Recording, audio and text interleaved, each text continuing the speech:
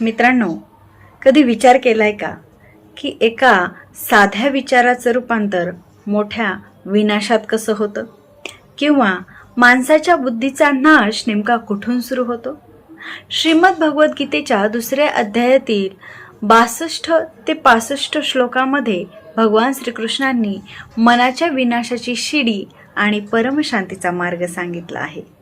आजच्या व्हिडिओमध्ये आपण याच जीवनाच्या सूत्रांना समजून घेणार आहोत. व्हिडिओ आवडल्यास लाईक, शेअर आणि सबस्क्राईब नक्की करा. मी तुम्हाला ऐकवत आहे भगवद्गीता, त्यातील अध्याय 2 सांख्ययोग, श्लोक क्रमांक 62. ध्यायतो विषयांपुसः संगस्तेष पूजयाते संगास्तजायते कामः कामत क्रोधो बीजायते. अर्थ, इंद्रियाविषयीचे चिंतन करीत असताना मनुष्याची त्या विषयांच्या ठिकाणी आसक्ती वाढत जाते. अशा आसक्तीपासून काम उत्पन्न होते आणि कामापासून क्रोध प्रगट होतो. तात्पर्य, जो मनुष्य कृष्ण भावना भवित नाही तो इंद्रियाविषयीचे चिंतन करीत असताना भौतिक इच्छांमुळे प्रभावित होतो. इंद्रियांना योग्य कार्यामध्ये निमग्न केले पाहिजे. इंद्रियांना जर भगवंताच्या दिव्य प्रेममयी सेवेमध्ये नियुक्त केले नाही तर ती निश्चितपणे भौतिक सेवेमध्ये मग्न होतील. या भौतिक जगातील प्रत्येक जण स्वर्गलोकातील देवदेवतांचा नव्हे तर ब्रह्मदेव आणि शंकराचाही इंद्रियांविषयीवरचा प्रभावाला वश होतात. भौतिक अस्तित्वाच्या या जंजाळातून मुक्त होण्याचा एकच मार्ग म्हणजे कृष्ण भावना भवित होणे होय. भगवान शिव ध्यानमग्न होते, पण जेव्हा पार्वतीने त्यांना इंद्रिय सुखाकरिता विचलित केले तेव्हा शिव यासाठी आतुर झाले आणि परिणामी कार्तिकेयाचा जन्म झाला. मात्र हरिदास ठाकूर तरुण भगवत भक्त होते. याचप्रमाणे एकदा मायादेवीच्या अवताराने त्यांना मोहित करण्याचा प्रयत्न केला, पण त्यांची भगवान श्रीकृष्णाच्या ठिकाणी अहेतुकी भक्ती असल्यामुळे त्यांनी सहजपणे मायादेवीची परीक्षा पार पाडली. वर उल्लेख केलेल्या श्री यमुनाचार्यांच्या श्लोकामध्ये सांगितल्याप्रमाणे भगवंताचा प्रामाणिक भक्त सर्व भौतिक इंद्रियोपभोग टाळतो, कारण त्याला भगवंताच्या सान्निध्यात आध्यात्मिक आनंदाची उच्चतर गोडी प्राप्त झालेली असते आणि हेच यशाचे रहस्य आहे. म्हणून कृष्ण भावना भवित नसणारा पुरुष कृत्रिम रीतीने इंद्रिय दमन करून त्यांच्या नियंत्रित ठेवण्यामध्ये कितीही सामर्थ्यशील असला तरी तो शेवटी निश्चितपणे अपयशी होतो, कारण विषयसुखाचा अत्यल्प विचारही त्याला इंद्रिय तृप्तीसाठी उद्युक्त करू शकतो. श्लोक क्रमांक 63. क्रोधात भवति सम्मोह सम्मोहात स्मृती विभ्रम स्मृतिभ्रंशात बुद्धिनाशो बुद्धिनाशात प्रशयन्ति. अर्थ, क्रोधापासून सम्मोह निर्माण होतो आणि मोहापासून स्मृती भ्रमित होते. स्मृती भ्रमित झाल्यानंतर बुद्धीचा नाश होतो आणि बुद्धीचा नाश होतो तेव्हा मनुष्याचे पुन्हा भौतिक अंधकूपात पतन होते. तात्पर्य, श्रील रूप गोस्वामी यांनी सांगितले आहे की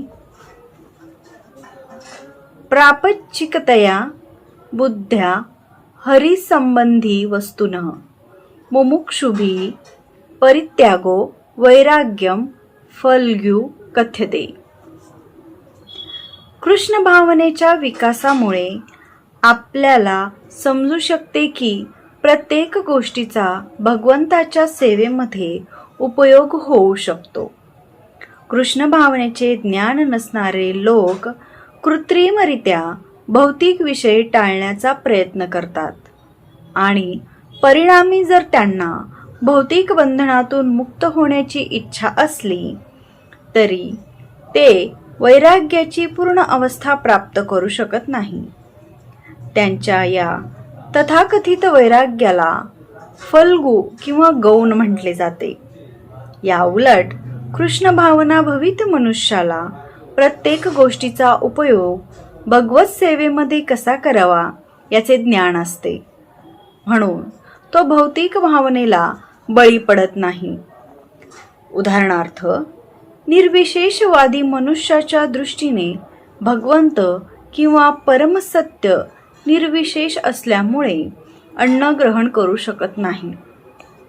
निर्विशेषवादी साधक चांगले अन्नपदार्थ खाण्याचे टाळतो, तर भक्त जाणतो की श्रीकृष्ण परमभोक्ता आहेत आणि त्यांना भगवत भावनाने अर्पण केलेले सर्व काही ते ग्रहण करतात. म्हणून उत्तम अन्नपदार्थ भगवंतांना अर्पण केल्यानंतर भक्त ते शेष अन्न प्रसादम म्हणून ग्रहण करतो. याप्रमाणे सर्व गोष्टींना आध्यात्मिक स्वरूप प्राप्त होते आणि यामुळे पतनाचे संकट नाहीसे होते. भक्त कृष्ण भावनेमध्ये प्रसाद ग्रहण करतो, तर अभक्त याचा भौतिक म्हणून तिरस्कार करतो.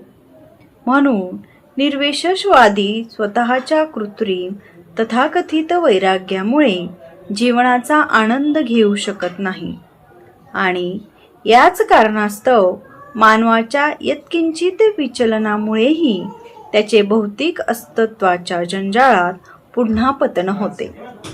असे म्हटले आहे की असा जीव जरी मोक्षाच्या अंतिम स्तरावर पोहोचला तरी त्याला भक्तिपूर्ण सेवेचा आधार नसल्यामुळे त्याचे पतन होते. श्लोक क्रमांक 64. राग द्वेष विमुक्तेस्तु विषयानिंद्रियेच्चरण आत्म वैश्यर्विधेयात्मा प्रासादम दिगच्छति. अर्थ, आपण आसक्ती आणि अनासक्ती यांच्यापासून मुक्त असणारा आणि स्वातंत्र्याच्या नियामक तत्वानुसार इंद्रियांना नियंत्रित करण्यामध्ये समर्थ असणारा मनुष्य भगवंताची पूर्ण कृपा प्राप्त करू शकतो.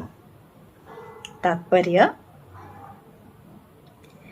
यापूर्वी स्पष्ट करण्यात आले आहे की मनुष्य कृत्रिम पद्धतीने बाह्यता इंद्रियांचे नियंत्रण करू शकेल, पण जोपर्यंत त्याची इंद्रिये भगवंताच्या दिव्य भक्तिपूर्ण सेवेमध्ये संलग्न होत नाही तोपर्यंत त्याचे कोणत्याही क्षणी पतन होण्याची शक्यता असते. पूर्णपणे कृष्ण भावना भवित असलेला मनुष्य जरी वरकरणी दिसण्याला विषयी स्तरावर असला तरी तो कृष्ण भावना भवित असल्या कारणाने त्याची विषयीची कर्मामध्ये आसक्ती नसते. कृष्ण भावना भवित मनुष्याला केवळ श्रीकृष्णाच्या संतुष्टीमध्ये आस्था असते, म्हणून तो सर्व प्रकारच्या आसक्ती आणि विरक्तींपासून मुक्त होतो. भक्त जर श्रीकृष्णांची इच्छा असेल तर सामान्यतः अनावश्यक असणारी कोणतीही गोष्ट करू शकता आणि श्रीकृष्णांची इच्छा नसेल तर तो सामान्यतः स्वतःच्या तृप्तीकरिता आवश्यक असणारी कोणती कृती मुळीच करणार नाही.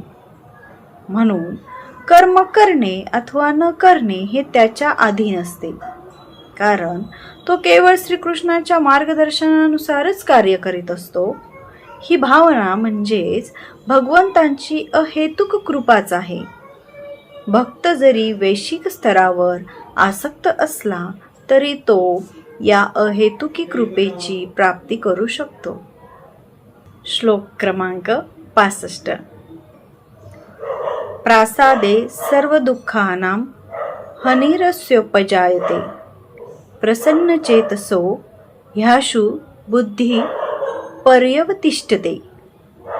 अर्थ, याप्रमाणे संतुष्ट झालेल्या कृष्ण भावनेमध्ये व्यक्तीसाठी भौतिक अस्तित्वाचे त्रिविध ताप नाहीसे होतात आणि अशा प्रसन्न भावनेमध्ये व्यक्तीची बुद्धी त्वरितच स्थिर होते.